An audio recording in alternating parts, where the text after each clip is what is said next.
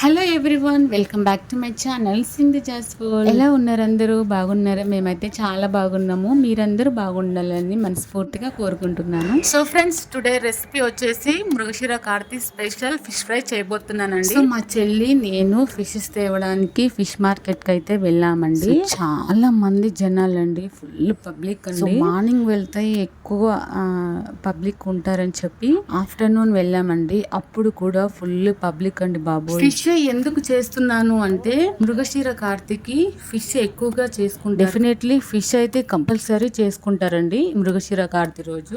అయితే నాకు తెలిసినంత వరకు 90% జనాలు ఫిష్ తింటారండి.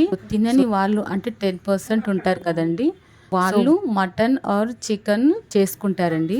ఓకే అండి, ఇంకా లాక్ చేయకుండా ప్రాసెస్ స్టార్ట్ చేసేద్దాం. ముందుగా ఫిష్ నీచు వాసన రాకుండా అందులో ఒక 2 స్పూన్ల సాల్ట్ వేసి మంచిగా నీట్ గా వాష్ చేసుకోవాలండి. తర్వాత ఫిష్ ఫ్రై కోసం మసాలా రెడీ చేసుకోవాలండి.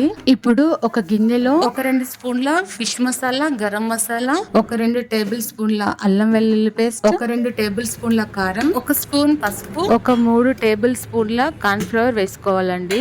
అండ్ అలాగే టేస్ట్ కి తగినంత సాల్ట్ వేసుకోవాలండి. అలాగే ఒక 2 స్పూన్ల ఆయిల్ కూడా వేసుకోవాలండి. ఇక్కడైతే నేను హ్యాండ్ మెజర్మెంటే యూస్ చేస్తున్నానండి. సో మీకు తెలియదు కాబట్టి స్పూన్ తో మెజర్మెంట్ చెప్పానండి. నేనైతే హ్యాండ్తోనే వేసుకుంటున్నాను.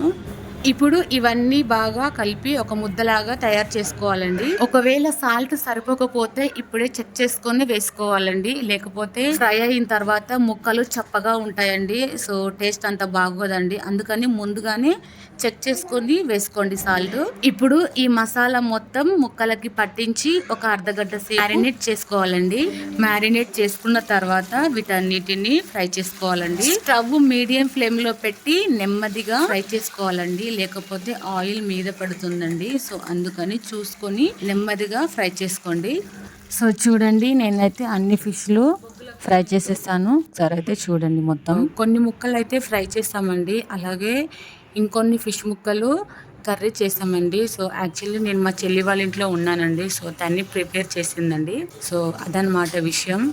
నెక్స్ట్ ఫిష్ కర్రీ కూడా పెడతానండి, చూడండి. యాక్చువల్లీ ఫిష్ కర్రీ కూడా పెడదాం అనుకున్నానండి. సో వీడియో షూట్ చేయడం కుదరలేదండి. సో అందుకని నెక్స్ట్ మాత్రం కంపల్సరీ ఫిష్ కర్రీ చేసి పెడతానండి, చూడండి. పిల్లలకైతే ఫస్ట్ పెట్టానండి, తర్వాత మేము తిన్నాము. ఫిష్ కర్రీ, ఫిష్ ఫ్రై చాలా బాగుందండి.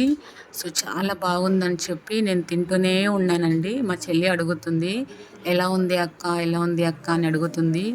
బట్ నాకు నచ్చి తింటూనే ఉన్నాను, సమాధానం చెప్పకుండా. సో అంత బాగుందనమాట.